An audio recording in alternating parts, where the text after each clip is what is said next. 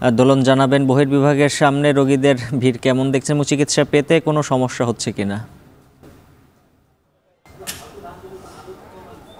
ওজল, আপনি যেমনটা বলছিলেন যে 2 দিন বন্ধ ছিল ঢাকা মেডিকেল কলেজ হাসপাতালের বহির্বিভাগ সেবা। এর মধ্যে গতকাল সীমিত পরিসরে সকাল 10টা থেকে সেবা কার্যক্রম শুরু হয়, আজ চলছে পুরো দমে।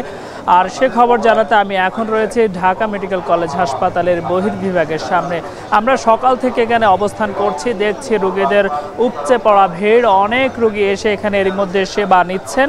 আর একটি বিষয় জানাতে চাই যে ঢাকা মেডিকেল কলেজ হাসপাতালের বহির্বিভাগে প্রতিদিন গড়ে 3000-এর বেশি রোগী সেবা নিয়ে থাকেন। ফলে 2 দিন সেবা বন্ধ থাকার কারণে আজকের পুরোদমে চালু হওয়ার পর থেকে রোগীর চাপ কিছুটা বেশি বলে জানিয়েছেন হাসপাতাল সংশ্লিষ্টরা। অন্যদিকে ঢাকা মেডিকেল কলেজের এই বহির্বিভাগের সেবার সাথে সংশ্লিষ্ট যারা রয়েছেন কিংবা যে সকল চিকিৎসকরা আন্দোলনরত ছিলেন তাদের সাথেও আমরা কথা বলেছি। তারা বলছেন যে তারা সেবা দিতে প্রস্তুত। অন্যদিকে তাদের যে দাবি ছিল যে নিরাপত্তা ব্যবস্থা জোরদার করার কথা বলছিলেন।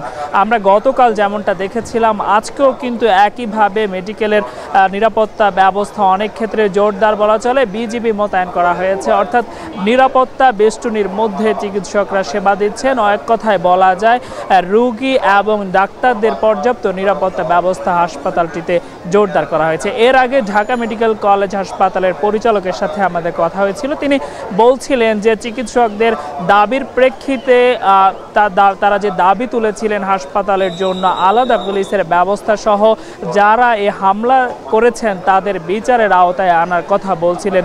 সেটি এর মধ্যে আসামিদের গ্রেপ্তার করা হয়েছে।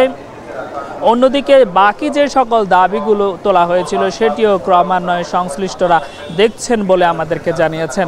অন্যদিকে ঢাকা মেডিকেল কলেজ হাসপাতালের এই বহির্বিভাগে যারা আজও সেবা নিতে আসছেন তারা বলছেন এইরকম পরিস্থিতি যেন আর তৈরি না হয়। একই সঙ্গে স্বাস্থ্য সেবায় এক ধরনের যে অস্থিরতা বিরাজ করছিল সেটিও যেন আবার শেষ হয়ে রোগীদের পর্যাপ্ত সেবা পান, তেমনটি তাদের প্রত্যাশা।